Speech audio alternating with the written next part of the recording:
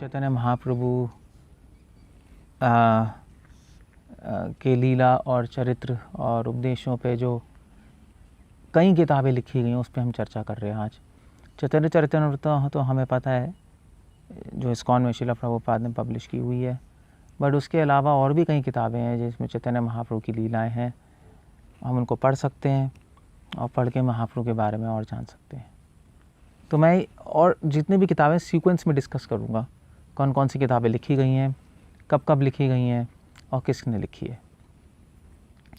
सबसे पहला जो सोर्स है महाप्रभु की लाइफ हिस्ट्री का और लीलाओं का, वो दो किताबें हैं। एक तो स्वरूप दामोदर जी के नोट्स हैं जिनको कहते हैं स्वरूप दामोदर कड़जा।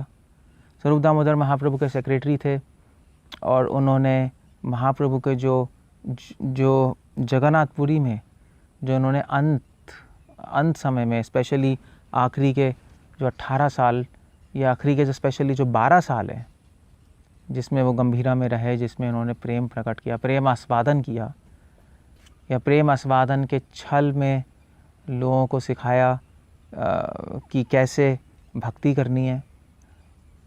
वो सारे नोट्स, महाप्रभु के एक्सटेसी, महाप्रभु के भाव, महाप्रभु का विरह, महाप्रभु का शिक्षाष्टकम, वो सब उन्होंने अपने नोट्स में नोट किया और वो आज हमें अवेलेबल है कृष्णदास कविराज गोस्वामी के चैतन्य चरितामृत में। क्योंकि वो नोट्स स्वरूप दामोदर जी ने रघुनाथ दास गोस्वामी को दिए जो उनके शिष्य थे, और रघुनाथ दास गोस्वामी वो लेके वृंदावन राधा कुंड में आए और राधा कुंड में उन्होंने आकर कृष्णदास कविराज गोस्वामी को दिया और उन्होंने उस नोट्स के आधार पे चैतन्य चरितामृत की अंत्य लीला की सृष्टि की। और उसके बाद जो दूसरा वर्क है वो है हमारे पास मुरारी गुप्त जी का चैतन्य चरितामृत महाकाव्य। इसको चैतन्य चरित्र महाकाव्य भी कहते हैं, चैतन्य चरितामृत भी महाकाव्य भी कहते हैं, दोनों ही नाम हैं। ये किताब 1531 में लिखी गई थी। मुरारी गुप्त जी खुद अपने किताब के एंड में लिख रहे हैं कि कौन से साल में कंप्लीट हुई है। मतलब यूँ समझ लीजिए महाप्रभु का तेरह भाव महाप्रभु 1534 में आप प्रकट हुए और ये 1531 में लिखे, मतलब 3 साल पहले। इस किताब में 4 चैप्टर्स, 4 बड़े सेक्शन जिसको मुरारी गुप्त जी ने बोला है 4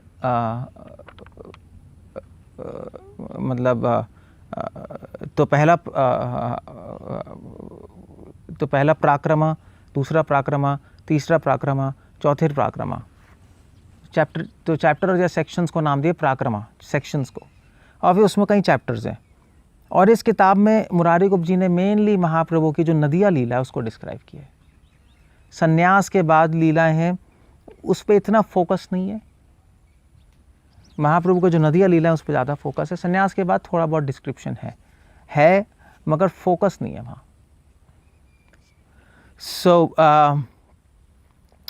उसके बाद चैतन्य भागवत लिखी गई थी 1535 और 1540 के बीच में। महाप्रभु प्रकट हो गए थे। चैतन्य भागवत वृंदावन दास जी ने लिखी है जो कि नित्यानंद प्रभु के आखिरी शिष्य रहे हैं और उन्होंने देनूड़ गांव में, चैतन्य वृंदावन दास ठाकुर देनूड़ गांव में रहते थे, वहाँ पर उन्होंने चैतन्य भागवत का निर्माण किया 1535 और 1540 के बीच में। और उसी वक्त, उसी समय ऐसा कहा जाता है कि चैतन्य मंगल भी लिखी गई थी। वो लोचन दास ठाकुर ने नहीं लिखी थी, हमारे लोचन दास ठाकुर, एक और अपर संप्रदाय सहिज्या व्यक्ति था त्रिलोचन दास, इसलिए आपको दो चैतन्य मंगल मिलेंगी और उसमें ऑथर लिखा होगा लोचन दास, मगर एक्चुअली कंफ्यूज नहीं होना चाहिए क्योंकि त्रिलोचन दास भी लोचन दास ही लिखते हैं, लोचन कहे। इसलिए लोग कंफ्यूज होते हैं, लोग कहते हैं चैतन्य मंगल में ऐसा दिया है, पहले आपको चेक करना पड़ेगा कौन से लोचन दास ने लिखी है। उसी वक्त चैतन्य मंगल भी लिखी गई त्रिलोचन दास जी ने। अब पॉइंट ये है कि वृंदावन दास ठाकुर ने अपनी किताब का नाम चैतन्य भागवत नहीं रखा था उस टाइम उनकी किताब का नाम भी चैतन्य मंगल था। बाद में हम देखेंगे कि बाद में लोचन दास ठाकुर जी ने भी चैतन्य मंगल रखा अपनी किताब का नाम। और जब लोचन दास ठाकुर जी ने चैतन्य मंगल लिखा तो उसके साथ साथ एक और व्यक्ति थे जयानंद मिश्रा, वो भी एक सहिज्या और अपा संप्रदाय टाइप के बंदे हैं, और उन्होंने भी चैतन्य मंगल लिख दी। तो इतनी सारी चैतन्य मंगल हो गई कि भक्ति संत सरस्वती ठाकुर लिख रहे हैं अपने गौड़िया भाष्य में चैतन्य भागवत के इंट्रोडक्शन में कि सारे वैष्णवों ने देखा कि इतनी सारी चैतन्य मंगल हो गई। स्पेशली लोचन दास ठाकुर जी की किताब का नाम भी चैतन्य मंगल हो गया। ये ट्रेंड था किताब का नाम चैतन्य मंगल रखना, क्योंकि मंगल मतलब ऑस्पिशियस, महाप्रभु का चरित्र मंगलमयी है। तो उन्होंने देखा कि सबका नाम चैतन्य मंगल हो गया। वृंदावन दास ठाकुर जी की किताब को अलग करने के लिए उसका नाम चैतन्य भागवत रख दिया गया। ऐसा भक्ति संत सरस्वती ठाकुर मेंशन करते हैं। और चैतन्य भागवत इसलिए भी नहीं रखा क्योंकि अलग रखने के लिए, उसका एक कारण भी था। भक्ति संत सरस्वती ठाकुर ने अपने गौड़िया भाष्य में लिखा है, भागवत कृष्ण कथा व्यासेर लेखनीय था, तार मर्म वृंदावन जानी। वो लिख रहे कि वृंदावन दास ठाकुर चैतन्य लीला व्यास वृंदावन दास, चैतन्य लीला का व्यास के व्यासदेव है वृंदावन दास ठाकुर। मैं इसके बारे में चर्चा करूंगा बाद में। बट वृंदावन दास ठाकुर जानते थे कि कृष्ण कौन है,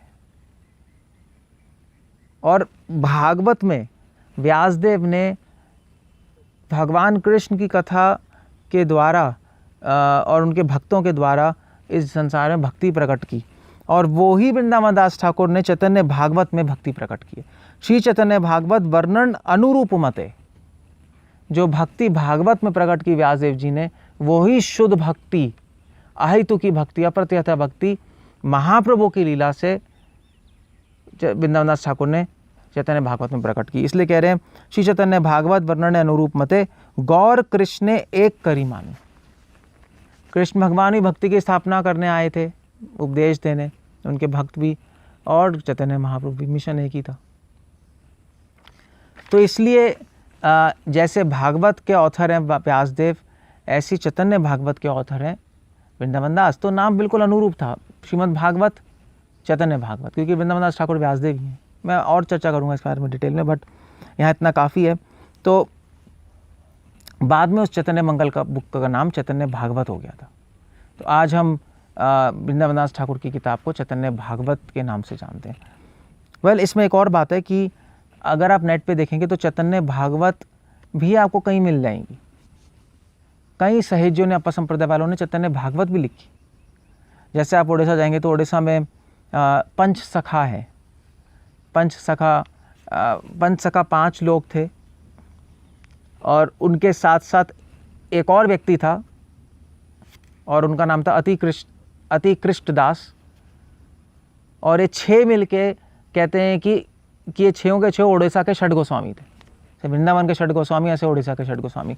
मगर ये 6 के 6 कंप्लीटली अप्पा संप्रदाय और सहजिया लोग थे।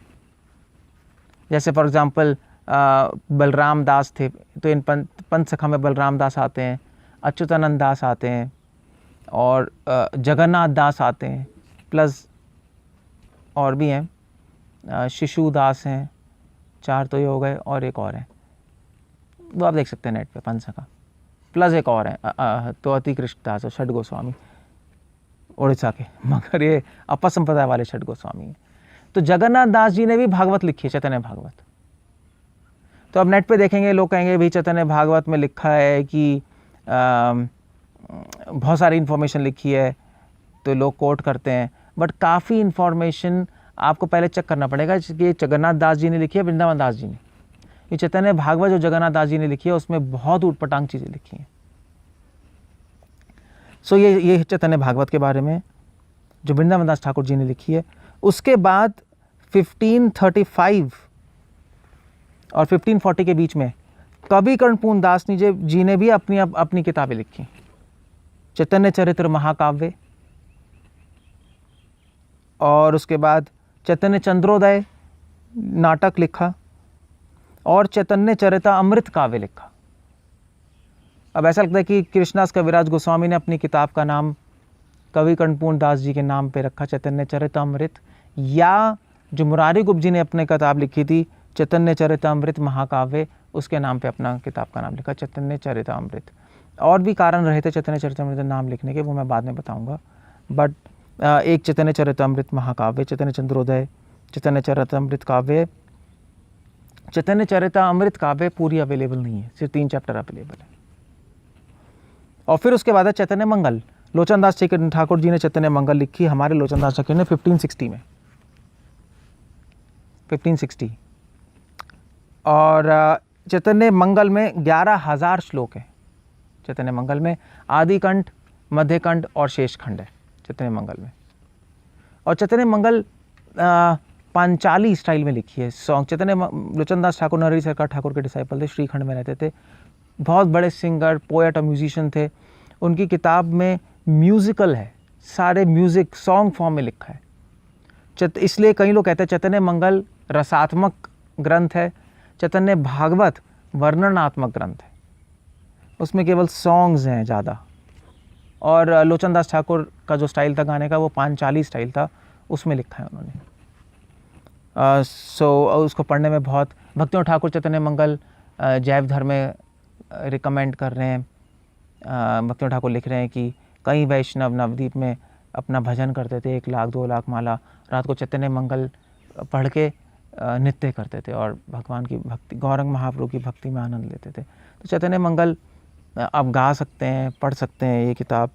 और फिर उसके बाद कृष्णदास कविराज गोस्वामी ने 1582 में अपनी किताब चैतन्य चरितामृत लिखी, जो हमारी लॉ बुक है, इसके बारे में हम चर्चा करेंगे, जिसमें 11,555 श्लोक हैं और 62 चैप्टर्स हैं। और ये किताब हमारी सिद्धांत की किताब है, गौड़िया वैष्णव के सिद्धांत की किताब है। तो ये समझ लीजिए चैतन्य मंगल रसात्मक ग्रंथ है, चैतन्य भागवत वर्णनात्मक ग्रंथ है और चैतन्य चरितामृत सिद्धांतात्मक ग्रंथ है, सिद्धांत बता रही है हमें। तो मैं इसलिए बता रहा हूँ क्योंकि चैतन्य चरितामृत पढ़ के आपको इन्फॉर्मेशन तो सारी मिल जाएगी, क्योंकि चैतन्य चरितामृत सबसे लास्ट आई है। चैतन्य कृष्ण के स्वामी ने चैतन्य भागवत, चैतन्य मंगल, मुरारी जी के चैतन्य चरिता अमृत, महाकाव्य और कवि गणदास की जी किताब पढ़ी है सारी, और फिर अपना ग्रंथ बनाया है, सारी एसेंस मिल जाएगा। बट फोकस अलग है, क्योंकि कृष्ण के स्वामी खुद लिख रहे हैं कि अगर आपको चाइल्डहुड पास टाइम जानने हैं भगवान के तो चैतन्य भागवत पढ़ो। आदि लीला में उन्होंने बस लिख दिया, जो वृंदावन दास ठाकुर एक्सप्लेन कर रहे हैं मैं उसको दोबारा एक्सप्लेन नहीं कर रहा, बस मेंशन कर रहा हूँ, वो किताब पढ़ लो। सो अलग अलग फोकस है चीज़ों पे, तो इसलिए चैतन्य चरितामृत तो ये सारी। और फिर उसके बाद कवि कर्पूर दास जी ने चैतन्य चरितामृत से थोड़े साल पहले 1576 में अपनी किताब गौर गणोदेश दीपिका लिखी, जिसमें महाप्रभु के सारे अनुयायियों का ओरिजिनल स्वरूप है। रामानंद राय कौन सी मंजरी है, स्वरूप दामोदर कौन सी मंजरी है, शिवानंद सेन कौन है, अद्वैचार्य कौन है, वो सारा उनका स्वरूप रिवील है, मुरारी गुप्त कौन है। तो ये 7 किताबें हो गई हमारे पास जो महाप्रभु की इंफॉर्मेशन दे रहे हैं डिटेल में। 7 किताबें, मतलब मुरारी गुप्त जी का चैतन्य चरितामृत महाकाव्य पहला, फिर चैतन्य भागवत वृंदावन दास ठाकुर, फिर चैतन्य चरित्र महाकाव्य कवि कर्पूर दास, चैतन्य चंद्रोदय नाटक कवि कर्पूर दास, फिर उसके बाद लोचन दास ठाकुर चैतन्य मंगल, और फिर छठा गौर गणोदेश दीपिका कवि कर्पूर दास ठाकुर, चैतन्य चरितामृत कृष्णदास कविराज गोस्वामी। एटलीस्ट ये 6 किताबें तो पढ़नी चाहिए अगर आप जानना चाहते हैं कि महाप्रभु कौन है और उनसे अपना संबंध बनाना चाहते हैं। और फिर उसके बाद रूपा गोस्वामी की किताबों में स्तवमाला में महाप्रभु के 3 अष्टकम है, चैतन्य का अष्टकम जो शुरू में उन्होंने लिखे हैं, 3 अष्टकम लिख दी है। और ऐसा लगता है कि रूपा गोस्वामी 4था अष्टकम भी प्रिपेयर कर रहे होंगे, बट उन्होंने कहा भाई अब भगवान राधा कृष्ण की मुझे भी स्तुति करनी है। और रघुनाथ दास गोस्वामी की स्तवावली में चैतन्य अष्टकम है। विश्वनाथ चक्रवर्ती ठाकुर ने अपनी किताब स्तवामृत लहरी में महाप्रभु अष्टकम लिखे हैं। तो ऐसे गोस्वामी की किताबों में महाप्रभु की स्तुतियाँ तो कहीं मिल जाएंगी, स्तव स्तोत्र कहीं मिल जाएंगे। और फिर उसके बाद भक्ति विनोद ठाकुर ने और भक्ति सरस्वती ठाकुर ने चैतन्य चरितामृत पे भाष्य लिखा है। भक्ति ठाकुर के भाष्य का नाम है अमृत प्रभा भाष्य, भक्ति सरस्वती ठाकुर के भाष्य का नाम है अनुभाष्य, और शीला प्रभुपाद ने अपने पर्पट्स लिखे हैं, तो वो भी हम पढ़ सकते हैं। और फिर चैतन्य भागवत पे भी भक्ति सरस्वती ठाकुर ने भाष्य लिखा है। तो कहने का मतलब है महाप्रभु को जानने के लिए अथाह ज्ञान है, बहुत इन्फॉर्मेशन है हमारे पास, पढ़ने वाला चाहिए। और पढ़ने वाले से पहले महाप्रभु से संबंध बनाने की इच्छा होनी चाहिए। और फिर अलग अलग ग्रंथ हैं जिसमें महाप्रभु की चर्चा है, भक्ति रत्नाकर में चर्चा है, प्रेम विलास में चर्चा है, जो नरी चक्रवर्ती ठाकुर ने लिखे हैं। सो इसका कोई एंड ही नहीं है। चैतन्य महाप्रभु के लाइफ हिस्ट्री, उनके सिद्धांत, उनकी लीलाओं के बारे में जानने में, तो आप ये सब किताबें पढ़ सकते हैं। इनको सिर्फ पढ़ना नहीं होता। कृष्णा केवल स्वामी कह रहे हैं चरवन करी थे, कृष्णा केवल स्वामी कह रहे हैं चैतन्य चरितमृताई इक्खु दंड सम चरवन करीते होय रस आस्वादन। चैतन्य चरितमृताई इक्खु दंड समा, हाँ ऐसे है, इक्खु दंड समा रस आस्वादन करी, सॉरी, चरवन करीते होय रस आस्वादन। कि चैतन्य चरितमृता गन्ने के समान है, ये सारी किताबें, और इनको चरवन करने से, बार बार चबाने से रस आस्वादन होता है। तो एक बार नहीं पढ़ना है, आप एक बार पढ़ के फिर बार बार पढ़ेंगे, तब इसमें से रस आस्वादन होगा। और उस रस को प्राप्त करके हम भगवान की सेवा 100% परफेक्टली कर पाएंगे। और गौरंग महाप्रभु की लीलाओं में प्रवेश कर पाएंगे। आप लोग पढ़ सकते हैं। भक्ति साधु श्री ठाकुर चैतन्य भागवत पढ़ने के लिए प्रेरित करते थे बहुत। वो इजी है, इतना सिद्धांतिक नहीं है, प्लस ये सारी किताबें।